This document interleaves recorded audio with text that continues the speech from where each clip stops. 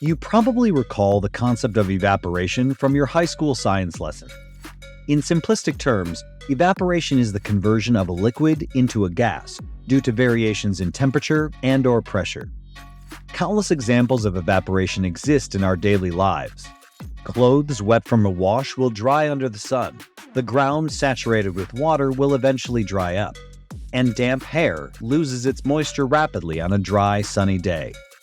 All of this evidence demonstrates that water evaporates when it's exposed to the sun for extended periods, leading us to wonder, why doesn't the water in lakes evaporate? The evaporation of water occurs in the presence of heat, and the sun is our planet's most constant, natural, and readily accessible source of such heat. So why doesn't it cause lakes to evaporate, or at least lead to substantial reductions in their water levels? Let's consider a simple experiment to understand this phenomenon. Fill a glass with water to the brim and leave it under the sun. After a few hours, you will observe that the water level has significantly decreased. As you may have guessed, this happens due to heat from the sun. A similar process takes place in larger bodies of water, and they do indeed experience evaporation.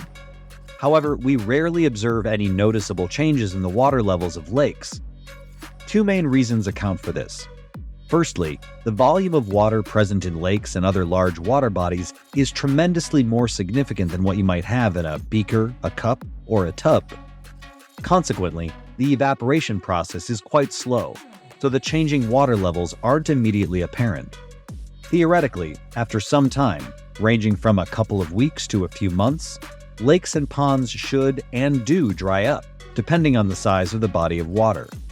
But thanks to the water cycle, this doesn't occur too often. You likely studied the water cycle multiple times in high school. Also known as the hydrological cycle, it refers to the process by which water evaporates from bodies like lakes, rivers, and oceans, ascends into the atmosphere, and subsequently returns to the surface as precipitation, such as rain, snow, hail, and others. This cycle replenishes the water that ponds and lakes lose through evaporation via rain and other water inlet points. Several methods can replenish water in lakes, such as natural recharging through rivers and streams, or the construction of dams, which ensure the lakes do not disappear. Occasionally, freshwater bodies can dry up over time if the process of replenishing water is severely disrupted.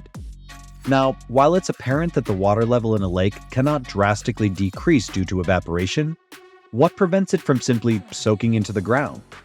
It does, but there's a trick to understand. The permeation depends on the kind of land the lake is situated on.